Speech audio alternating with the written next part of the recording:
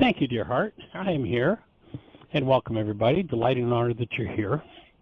And I heard you starting to do a little bit of an introduction, sweetie, on the idea of beliefs. So you want to just run a little more of that past us, and let's make that our takeoff point, unless we've got a hand up. We do not have a hand up. And so actually I was telling them we've had like three or four different people that we've talked to lately, and all of their conversation seems to be around belief. One person said that, they were told that if you believe in it, that it's going to happen. And that, what you don't want, just put your thoughts somewhere else and that won't happen. And another person said they didn't really want to look at what was going on inside, because then they felt like that was putting energy to it, and they believed that that would make it come about what they didn't want to happen, or that it would be like if they didn't put energy in it or look at it, that was like saying they accepted the downfall, and that the downfall would be opposite of what they really wanted. Third person that we talked with, third and fourth person both, was that they believed what another person said about them, whether it was true or not true. And we've all done that at some time, that we're not worthy or we're not good enough or whatever. But in their case, someone was talking them into a disease that they didn't have, but they believed in this person, so they believed, well, they know better, so I must really have that disease. So all of this, it seems like it was around the theme of belief, and whether believing in something made something come true or not come true. So both sides of that spectrum. So if you could add to that. Right. Well, there's a lot of confusion in the world about what belief is. Many people think a belief is just a thought, and that's not accurate. Belief is actually a whole complex of thoughts. And some of the thoughts in a particular belief might be conflicting thoughts. So the belief stands divided against itself. Yeshua talked about that a couple thousand years ago, and he spoke about how a house divided against itself cannot stand.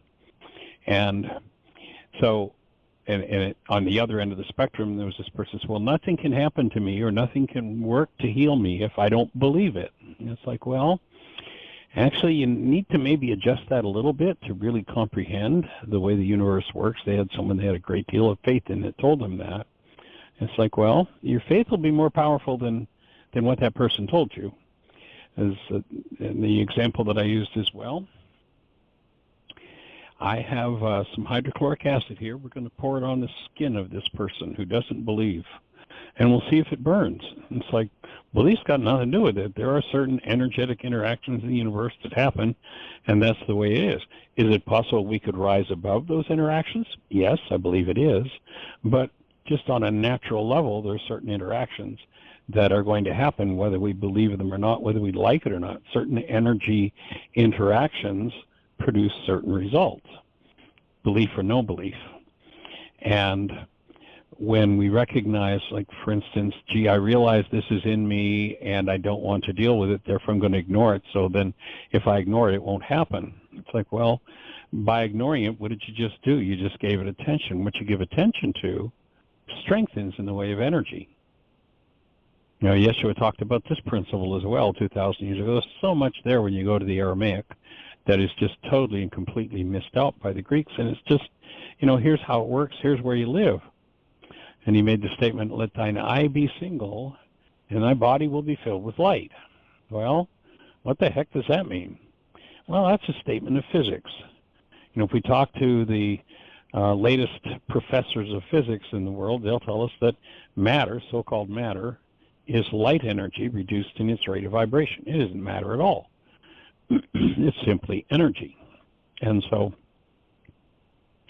what kind of energy is it? If we go to the opening words in the book of John, we're told, not in the beginning was the Word, and the Word became flesh, but in the beginning was the mind energy, and the mind energy became flesh. What was being explained to us was the creative process that each of us naturally engages in with our thoughts. And the power of that system is, if you don't believe it, you're right. And if you believe it, you're right. And there are limitations to that because there are natural energetic interactions that happen regardless of what the mind is doing with a particular situation or circumstance.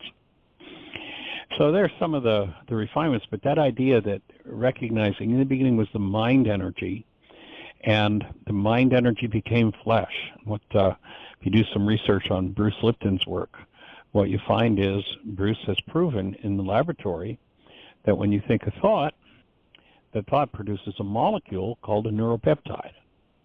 That neuropeptide, literally something that was non-physical a moment ago, at least did not appear in what we call the physical realm, all of a sudden appears to exist in the physical. That is, our senses can pick it up. So when we recognize that mind energy is behind all of it, then if there's something that I fear to look at in me because I might bring it about, well, I just looked at it and I just put a vote in for it happening. And the idea of forgiveness is to be willing and able to embrace everything that's in you, no matter what it is. And by embracing it, especially embracing it from a posture of strength, which is a posture of love, whatever we hold in the way of mind energy within our structures that is not true in the actuality of the universe, when we bring it forward in the presence of love, it dissolves. When we push it away because we have fear about it, and you listen to this man Yeshua 2,000 years ago and repeatedly says, fear not, fear not, fear not. Because fear is an energy amplifier that brings about what it is we have fear about. You listen to old Job, his whole story is that of a healing crisis. And after all the horrendous stuff he goes through, he comes down to an understanding and explains what it is that was going on. He says, that which I feared most has come upon me. And if you go back and read that book, you'll hear he starts out with how great, how righteous and upright a man he was, but he was afraid his kids were not quite so good. Didn't have the same integrity that he had. And that fear became the creative force in his life that just about destroyed him. Fortunately, he was able to stay conscious, took the lesson, saw what the healing crisis looked like, what he had to work through, what he had to let go of, and make a turnaround. And so the objective of this work, rather than there's something that might be inside of me that I'm running from, and therefore, what are some of the signals that show people are running from something that's inside of them? Well, alcohol and drugs, for one. By the way, Jeanie, we went past that sign on the way back and didn't get a picture of it. But it was interesting. We were delivering a piece of equipment today, this morning, and drove past a pot store. Here we are in Bristol, Tennessee, Virginia, and good old Baptist community where when Jeanie first moved here, they had blue laws. Stores didn't even open on Sundays. But here there are pot stores popping up all over. And there was a sign, I don't remember exactly what it said. It was like, I'd like to get a picture of that because it's just part of the brainwash and part of what's being normalized in our culture. It's like, why wouldn't somebody want to have a natural brain that functions as it's designed to? Why would someone want to alter the function of their brain with a chemical that has some pretty deleterious effects on the structure? But anyway, there was a sign, and of course Mother's Day was Sunday, and it was something about even mommy likes to get turned on. So advertising that, a good gift for your mother for Mother's Day might be a little THC, a little pot. It's like, you've got to be kidding me. So anyway, just looking at the way the culture normalizes things, and if you're a dedicated television watcher, disease and the use of drugs to try to deal with the symptoms of disease has become normalized to where it has become acceptable. Just, oh, well, that's just what is. That's how you heal. And yet, those drugs are, every one of them, substances that produce diseases in the structure. Yes, it might shut down some symptoms so things look better, but the accompaniment of the shutting down of those symptoms that somebody doesn't want is a whole new series of diseases. And they're well and deeply entrenched in at work in making it acceptable and normal to, offer mom drugs for Mother's Day, mind-altering chemicals. To me, that's just a little bit on the bizarre side. So, yes, as we believe it, it will be done. And there are limitations to that, unless, maybe you're one of the highest, beings to ever come to Earth. I know there's a story that Ram Dass tells back in his LSD days, and he had a guru, and he served his guru enough, I think it was LSD, he said, to knock out an elephant. And his guru took the LSD and just sat there unaffected and said, well, what next? Have you got more? So is there a level where we could transmute absolutely everything and anything? I believe there is, but if you try to do that prematurely, you're probably in difficulty. So understand the way the energetic world works, how you function from within it, and if you find something that produces deleterious effects, there's the place to apply forgiveness to remove the energetic patterns that result in dis-ease processes within the structure, within your life. So is that kind of the direction you were thinking of heading with those ideas? And you have any more thoughts about it, sweetie? No, that's good.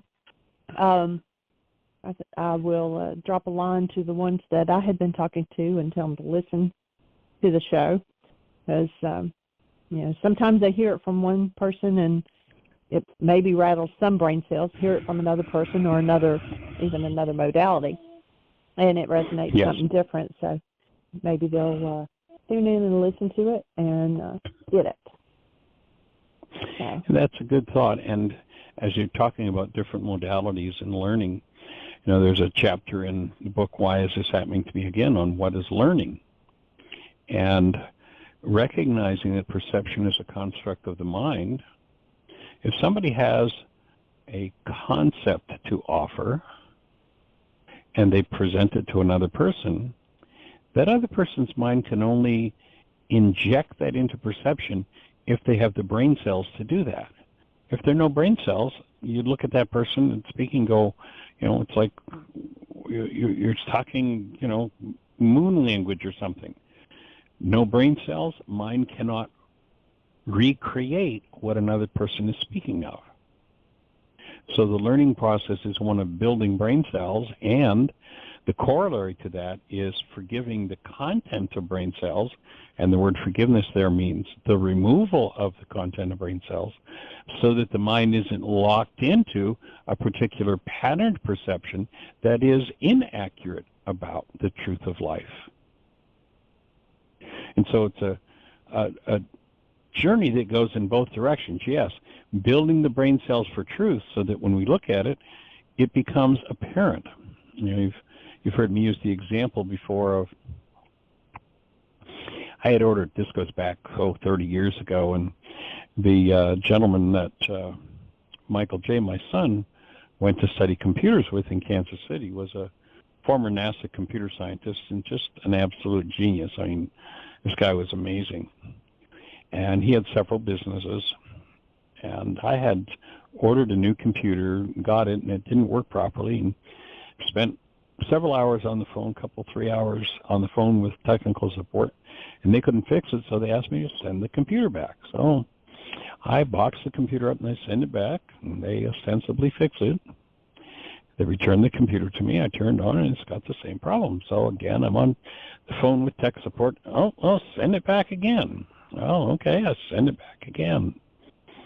And I get the computer back, and it still doesn't work. So kind of in a state of frustration, I call Graham, Michael J's computer teacher, who's the former NASA computer scientist, and I explain what's going on. And he says, okay, he said, go to a C prompt, and that was back in the early days for me of computers. I didn't know what a C prompt was. So he finally explained, got me to open the computer, turn it on, and get to a C prompt, and then he had me type in a string of characters and hit a return, which I did. And I said, okay, read back what it says. And so I read it back to him. And he said, okay, type in this string of characters, which I did. He said, hit a return, read it back to me. I read it back to him. He said, okay, type this in and your computer's fixed. And I was like, oh, wait a minute, Graham, now you're kidding. You don't really mean, Michael, your computer's fixed. Okay, well, my computer was fixed. Now, I didn't have a clue what he was telling me to type into the computer. I had no brain cells for it. If I'd had the brain cells when he gave me that string of letters, I would have known exactly what those letters were doing, what command it was giving, but I didn't have the brain cells for that. So my brain and my mind could not generate any logical, rational understanding of what he told me to do. I just did it.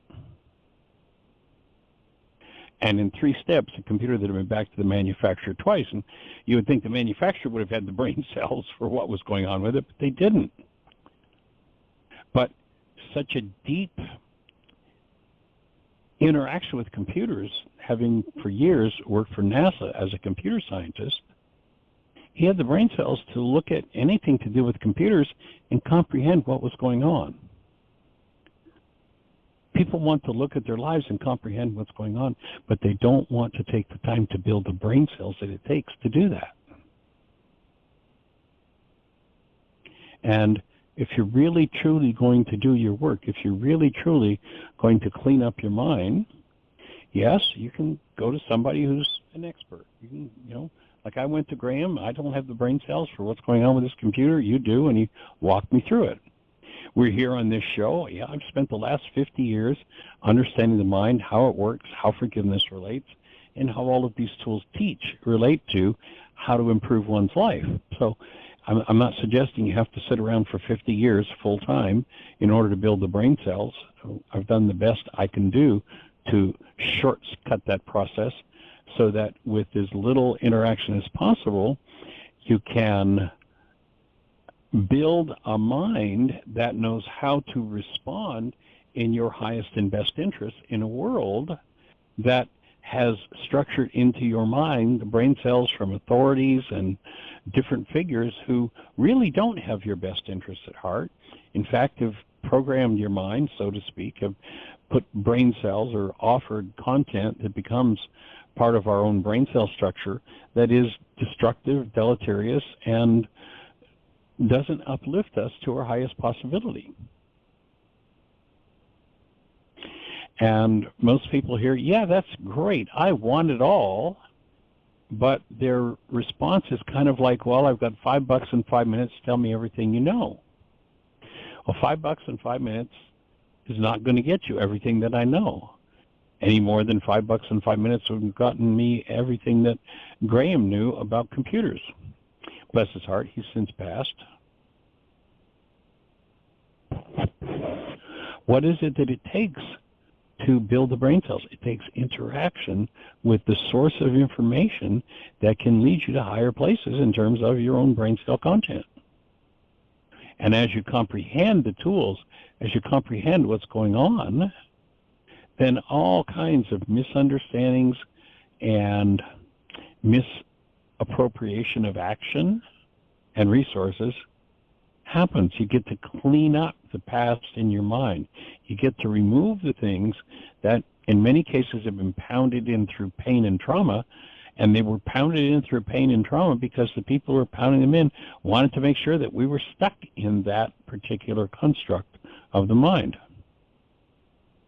What we're saying is that absolute liberty is key.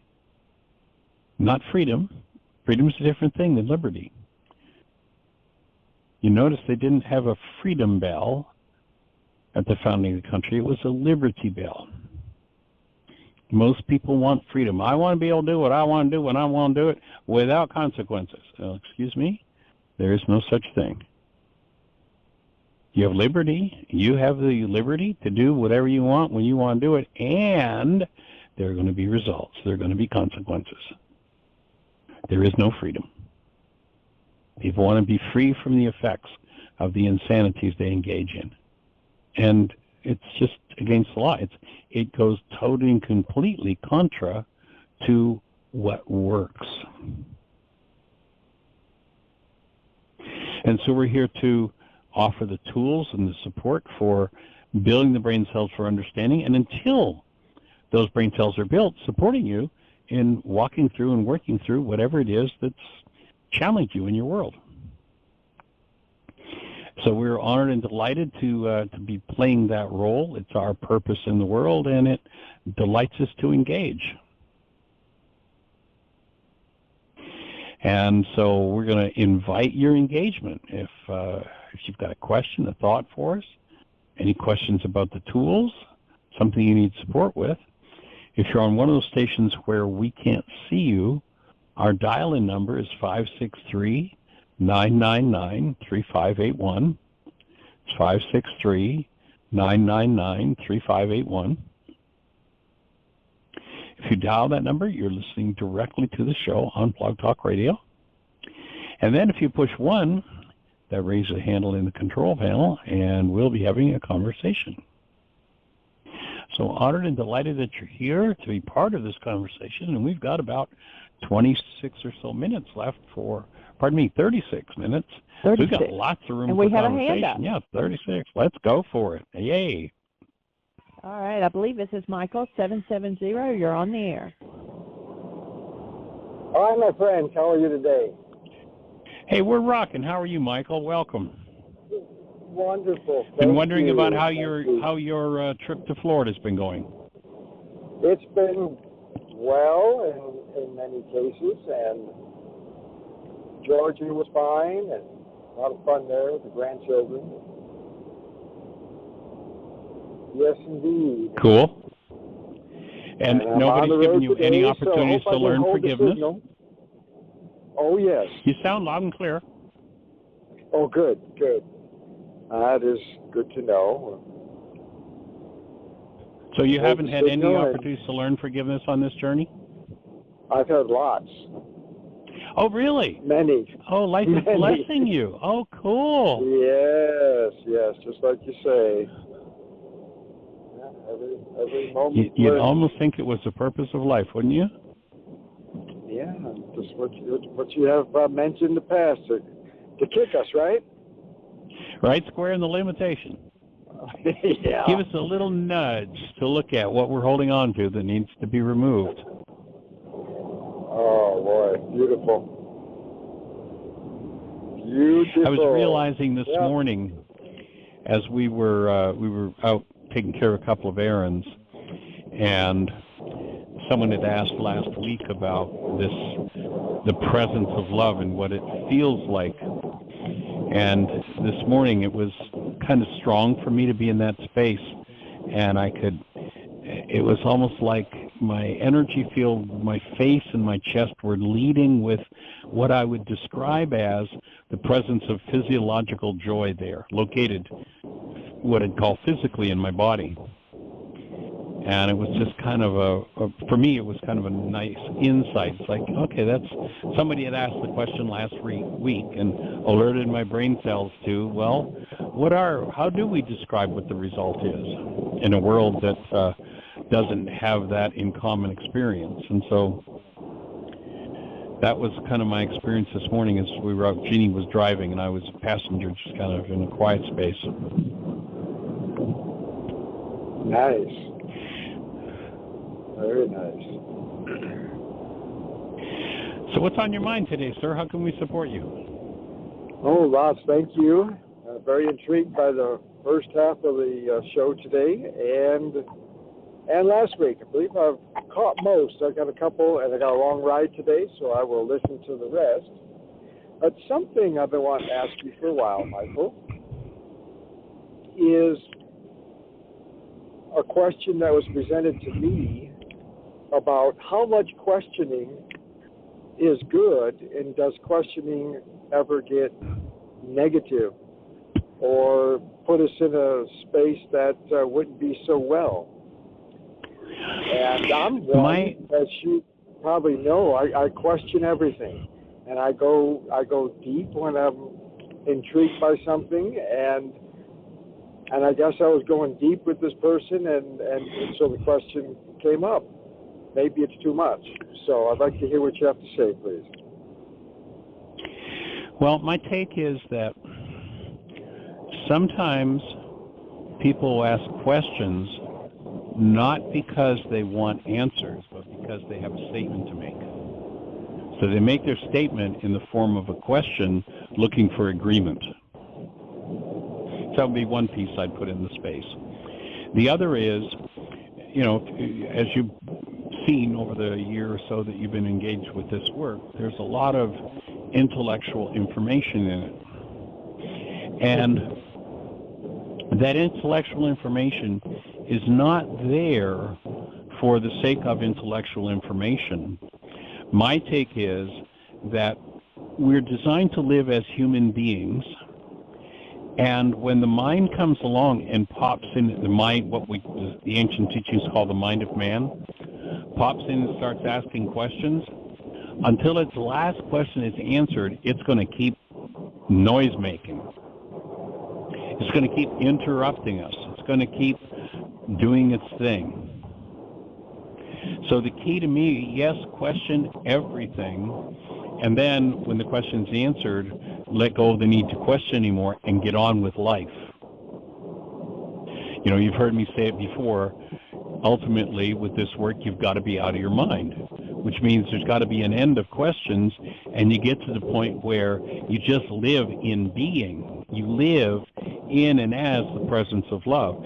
And if you're not doing that, then the mind's going to pop question after question after question, and until its last question is satisfied, it's not going to shut its mouth. And then when it finally does, you're released from your mind, and you get to live in what the ancients called the mind of Christ, rather than the mind of man or the mind of the body. In the scriptures they talk about the mind of man has not conceived of what lies in store. So my take is, and recently this new, I forget the fellow's name, but they named the new telescope that they put out in space. It just goes, like a 1,000 times more powerful than anything they've ever had before. And they're showing us. Say it again. The Hubble?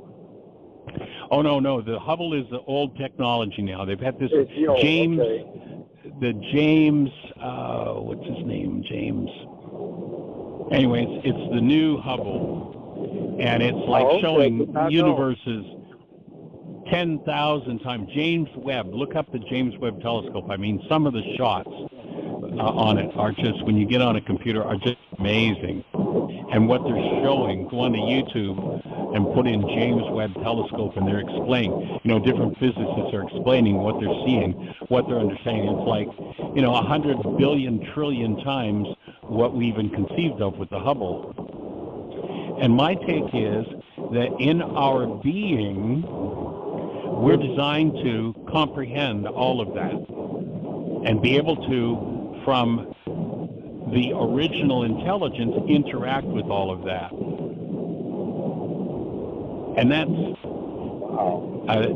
to use an analogy, that's the size of being.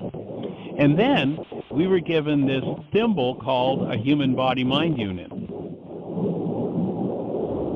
And we're trying to contain all of that in this thimble and understand it through that thing. And it's never going to even start to comprehend it, let alone understand it. So, yes, every question that the mind that is thimble-sized has to be answered in order to shut it up. And everything that it thinks it knows is just the merest shadow of what the actuality is that we are here to comprehend through the mind that was called not mystical, not religious, just the simple fact that the mind of love in us was called the mind of Christ, that we're designed to live out of that mind. And the mind of man, carbon-based memory, is never going to have a clue about that. But you can't shut it up by answering its questions. So that would be my take on it. And bringing planes on a telescope, I did not know that. I'm certainly would welcome. I'll look that up and learn something. Oh yeah, start out and go to YouTube and watch one of the videos on the design of it. I mean, it's just huge.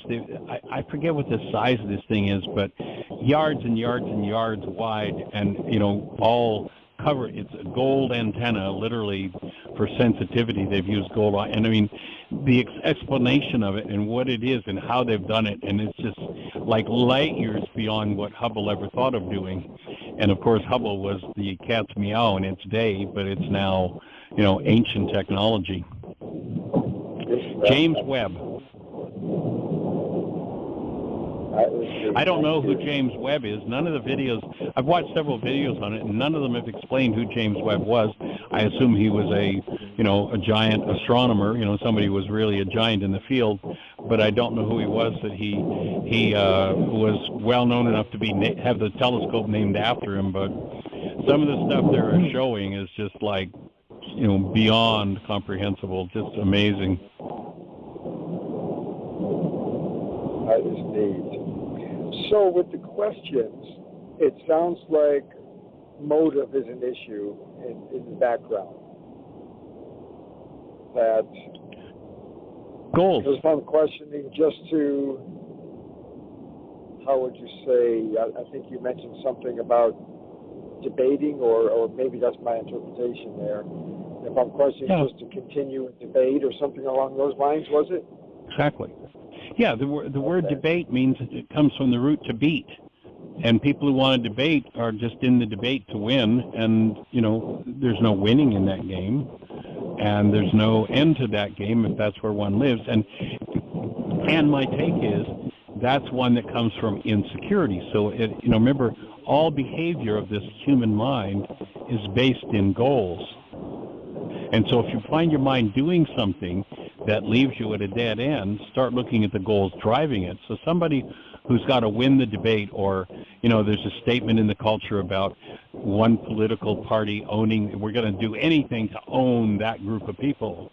And that's all just a reflection of insecurity. And so the forgiveness work to be done in that regard would be, so now I'm going to look at, why do I think I need to be right? Why would I back up my need to be right with anger or rage or putting down a fellow human being, whoever it is? Why would I do that? Well, there's something in me that's insecure, that is lacking something, and so that hole's trying to be filled, but it can never be filled. And the last analysis is everything, you want to get the mind to the point where everything it engages in, it is fueled by the active presence of love. Essentially the question you're asking is a question I hear them asking in the Aramaic of Yeshua 2,000 years ago, when they say, what's most important in the law? And in essence, what they're saying is, if we want to really be human beings, what's that about? What do we have to do? What's at the root of that? And he doesn't say, love God, love neighbor as yourself.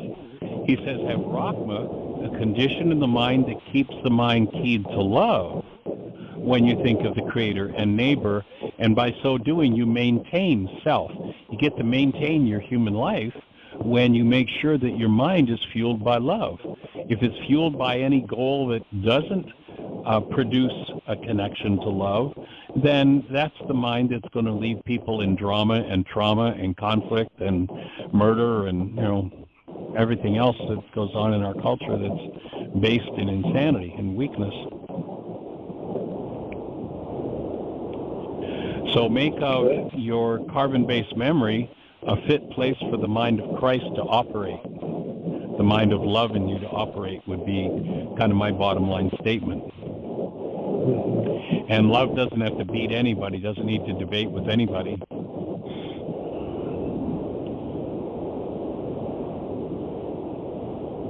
To me, like, for instance, a question might be, let's say in the context of this metaphor of the universe, question might be, okay, so here I am in my pea-brain body's mind, and I want to understand what that star that's now 100 million light years beyond what we ever saw before, I want to understand how that star works. And so someone might give an answer, and the mind that's doing something based out of fear-based goals might want to fight with that and argue, I want more. And the mind that's based in love is going to hear the answer, there's so many things you want to understand, you can't understand them, so let them go. And the mind that's based in love is going to go, oh, okay, I can let that go. And then that larger mind opens up where there is comprehension. And then when someone has that higher comprehension and tries to bring it into the world, there are no words for it. Yeshua says to them when they're asking him questions, there's so many things I want to tell you, you can't hear them. Not with your pea brain, you can't. And so that's where literally forgiving the goals, canceling the goals of the mind in its various forms of hostility, fear, survival, self-protection, offensiveness, where those things have to go until that thing just shuts up.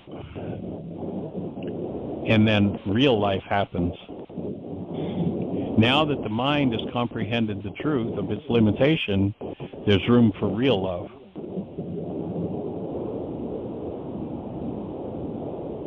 So I have a question. Jeanie. Hi, Jeanie.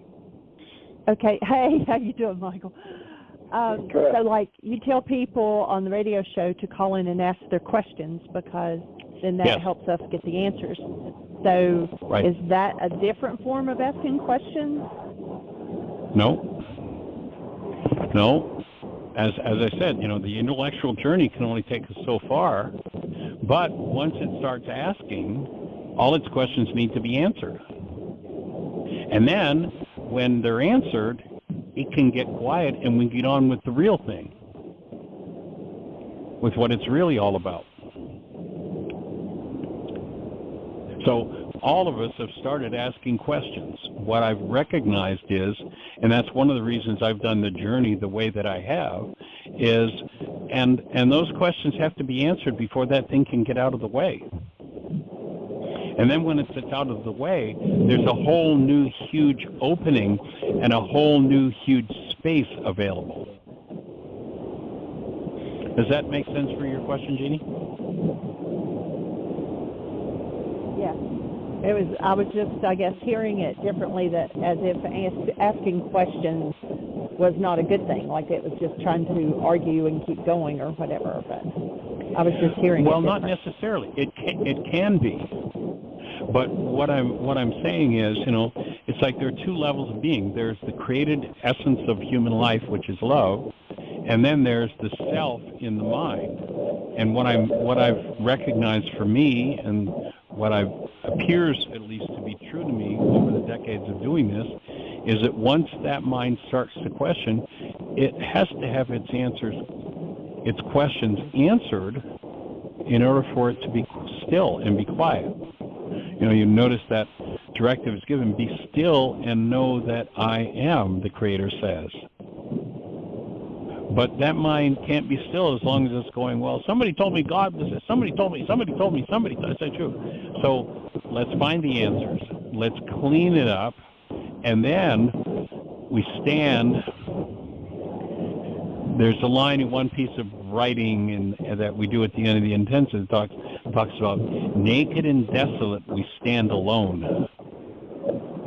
And that's when the questioning mind collapses and we can get on with the real thing. But the intellectual journey itself, to me, the main reason for the intellectual journey, to bring this whole conversation full circle, is to get the intellect to get out of the way. Because it wants to know. Once it starts questioning, again, until its answers are answered, it's not going to shut up. And it becomes an interference for the real thing. Does that fit, sweetie? Yes. And what I thought of when Michael was talking about that he was asking questions and someone was getting, their frustration was coming up, that's probably just because it hit something in them that they haven't dealt with, or because Exactly. they don't have an answer and they don't want to admit they don't have the answer. It's like a child Exactly. of 3 saying, why? Well, why? Well, why? Right. Yeah, but another good point, Michael, that I heard is I could have been questioning to, and I really have to reevaluate this, was I questioning Yes. to make a point or to enter into debate? Exactly. Yeah, again, oftentimes, as I started out saying, questions are really not questions. They're answers put in the form of a question, so it looks like it's a question, but it's not. It's really an answer looking for an agreement. Wow. Answer looking for an agreement. Wow. That's a heavy one. Yeah. Yeah, it goes to a pretty significant place as far as the mind journey goes.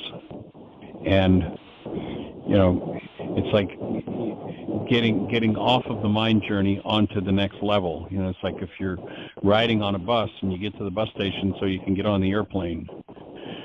You know, there's a place for the bus to get you to the airplane or to the airport, but the airplane's a whole different mode of transportation. Living, experiencing, and functioning from this created essence we are of pure presence of love is a whole different thing than anything the intellect can even comprehend. Yeah. And when you get the intellect, the brain cells to recognize the intellect can't comprehend it, then the intellect can say, oh, okay, I can understand that now, I can let go of that. And it's the letting go that opens the space for the next level to happen. So the key is to have that wisdom and to know when enough's enough and to act. Yes. And to put it into action. Yeah, live it. Exactly. That's powerful. Grasping more. Thank you. And, you know, there are 2 tests in the Course that you can apply. This comes from A Course in Miracles. I think it's pretty cool. That you can apply to determine where you are in your own process. And the first question, it's actually the easy one, is when I think of anyone, am I in a state of perfect peace? So that's the first question and the easy one. The second question that really cranks it up to the next level into recognizing that energetically we are one and there's this interaction going on. The second question is, and that person that I'm thinking of in my perfect peace, do they share my perfect peace? And if they don't, then I'm invited to the next level of my work.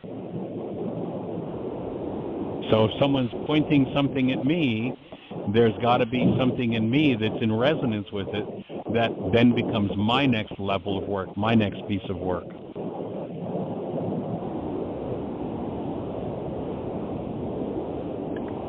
So, take a brother of mine I had some encounters with yesterday, and I'm doing my best to have that peace. But if his agitation is showing because I'm present, then that's saying there's still a part in me that's not healed. Would That's that be correct? That's playing into it. Yeah, that's playing into it. And so when his agitation shows up, what happens for you? Well, yeah, and even though I'm working at holding the space of love, it definitely will raise the stress level in me. Yes. You trigger That's for what me. I noticed. Just lived yesterday. Yeah. Right. And so what does that, I know it's maybe off questioning, but I appreciate you going because I just lived it yesterday. And what would be the work in that case? What would you suggest? You know, there's a line in the Course in Miracles, another powerful one that you trigger with this line of thought, and that is, there is no place so holy upon the earth as the place where an ancient hatred becomes a present love. An ancient hatred becomes a present love. No place so holy upon the earth as a place where an ancient hatred becomes a present love. And in the case of a relationship with a brother, it might be that there's some unresolved issue that might go back to, a silly spat that 2 3-year-olds had. That not being resolved is still energetically playing out in 2 men who are in their 70s. Right. And wondering why they're at odds with each other. And there's where, instead of trying to figure out where the problem is, there's where the forgiveness process comes in. Because when you look at, well, what's the goal I have for this brother? Oh, I just want him to share this perfect peace with me. And I'm so peeved that he's not. So now what do? I cancel my goal. Rather than trying to figure out the deep, dark, nasty thing that happened, I cancel my goal for him to share my perfect peace. That would be my worksheet. And when I cancel that, what happens? I'm likely to have that memory surface of where that triggering event came into play. And when I resolve that, he's going to look at me with the same old eyes expecting to do hostility, and all he's going to find is a response based in love. And that's what he'll respond to. That's what he'll respond out of. So to tie these both together, that's not a place for questioning. It's a place to let go. That would not be a good place to question why it's happening. Right. Exactly. Right. That's the place to act, to do the work. Yeah, and for forgiveness to happen. Yeah. Excellent. Well, that's another good refinement on this whole idea of asking questions, and that is that there comes a point, I think, where the questioning becomes just a symbol of the effort to try to figure it out. And remember, we talked before, in our codependence to interdependence intensive, I point out several what I call pseudo-solutions of the non-being mind.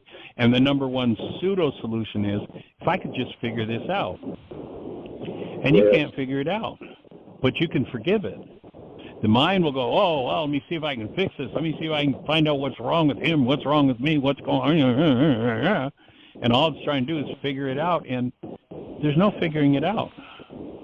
But at any instant, I can recognize there's something untoward moving in me because I have a goal that's activating that which is in me. And when I cancel that goal and I ask Ruka for support, I can drop into a deeper level of my own unconscious mind and clean it up. And, how deeply embedded is the unconscious mind, or what in the ancient scriptures they called the heart? Well, if you talk to a psychologist today, they'll tell us that 90, 95, maybe as much as 98% of our thinking is unconscious. Now, my take is there should be 0% unconscious in us as human beings. So how far are we away from home when we're in that posture of cycling old information over and over and over again and not being able to reconnect with love, and we think it's because of something outside of us? And the forgiveness process takes us the next deeper level into our own unconscious dynamics, gives us a chance to surrender those dynamics to love and heal. But the mind wants to figure it out. Yeah, that's big time me, and I've been working on that. this last year, learning and can't figure it out, and I'm beginning to put pieces together. I recognized yesterday that I was getting triggered, and yes, I was able to keep it under control with the fact that I was getting triggered, and the universe just brought it into this conversation today, which I'm grateful for. I will have a lot of time later today to re-listen to this, and it'll be great when I get home to continue more work. So when you were triggered yesterday, was your first impulse to open the app and do a worksheet? Well, life has been so hectic. Yes and no. Oh, yeah, I don't have time for that forgiveness stuff. Yeah, I know. It's like the guys in the person that you talked about last week. I get it. I get it. And welcome it. You're correct. Yeah. And then when you take the responsibility, go ahead. I'm sorry. Go ahead, please. No, I'll hold that thought. Go ahead. I was just going to mention that when I left out of there yesterday, I got on the road and got a place late last night and back on the road. So I will work on that. And cool. I know you had a thought there. Go ahead. Could I read something real quick first? Okay. I was looking up that line in the Course in Miracles, and the line about the the holiest of all spots on earth is where an ancient hatred has become a present love. But I was trying to find that line within that chapter, and because you were talking about your brother, I just want to read these first two lines here. Please. Think but how holy you must be, from whom the voice of God calls lovingly unto your brother, that you may awaken him the voice that answers your call. And think how holy he must be when in him sleeps your own salvation, with his freedom joined. However much you wish that he be condemned, God is in him too. And never will you know that he is in you as well while you attack his chosen home and battle with his host. So it's like, what is in each of us is also in the one that we are wanting to debate with, and we don't recognize our own salvation, much less our brothers. The old matching bags of garbage. Mm-hmm. Why don't you read that again, Jeanie? That's powerful. I got goosebumps on that. Okay. Think but how holy you must be, from whom the voice of God calls lovingly unto your brother, that you may awaken him the voice that answers to your call. In other words, God's calling both of you. And think how holy he must be when in him sleeps your own salvation, with his freedom joined. However much you wish he be condemned, God is in him. And never will you know he is in you as well while you attack his chosen home, in other words, attacking the brother, and battling with his host. Regard him gently, looking with loving eyes on him who carries Christ within him, that you may behold his glory and rejoice that heaven is not separate from you. Wow. Thank you, Jeanie. And that's a Course in Miracles. That's from the Course in Miracles. Yeah, it's from the Course. Yes, it's in the Course. It's chapter 26. It's called The Transition.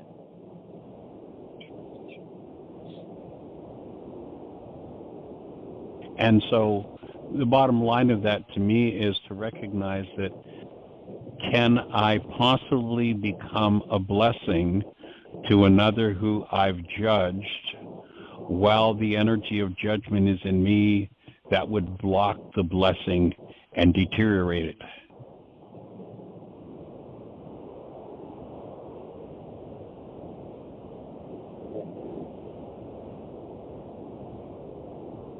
In other words, to confront the part of your mind that believes he doesn't deserve it. Because that, too, is a projection of your own judgment on yourself, and that you don't deserve it. And that's the part of you that you have to open to heal.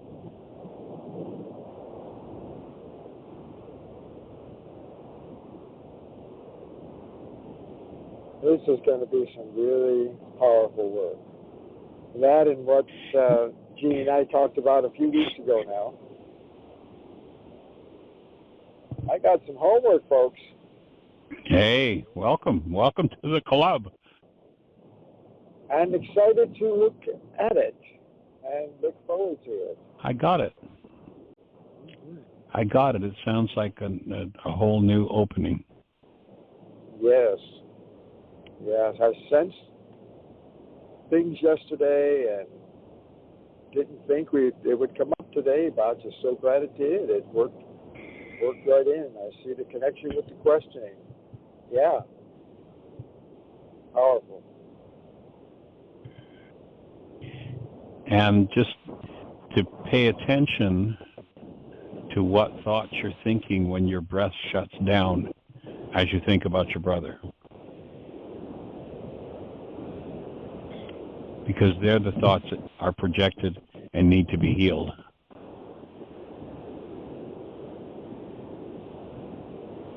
And like you mentioned to me and then on the show to all of us, when I'm doing the work, I believe, if I'm recalling correctly, that opens kind of like the window for him. Yes. So you probably got another way to put that. Mm-hmm. Well, all right. If remember the core of the forgiveness definition, the Course in Miracles, and the fact that you mentioned window here, and we're down to the last minute, but we'll just go till the show cuts us off. Okay. The section on workbook page 305, and what the exact instruction on forgiveness from Course in Miracles says, in paragraph 8 in that section says, open a curtain in your practicing. By merely letting go all the things you think you want, in this case from your brother. Your trifling treasure, the goal you held for your brother, put away, you leave a clean and open space within your mind for Christ to come. By collapsing that whole structure, you make a space for the pure presence of love to show up in your mind, in your genes, in your physiology, in your heart, and transform you. And that's why the Greeks said, let your brother off the hook, because it's a whole lot easier, and you don't have to deal with what's going on inside yourself. Kind of like hides it all. Yep. Yeah. Well, thank you all. Thank you, Jeanie. Thank you all, and Tim, and for the shows, and we'll certainly keep you posted on the work. All right, young man, we cherish you. Have a blessed one. I cherish you all. Bye now. Okay, bye-bye. And thank you, everybody, for joining us. And for the best year yet of your eternal life. It's an awesome gift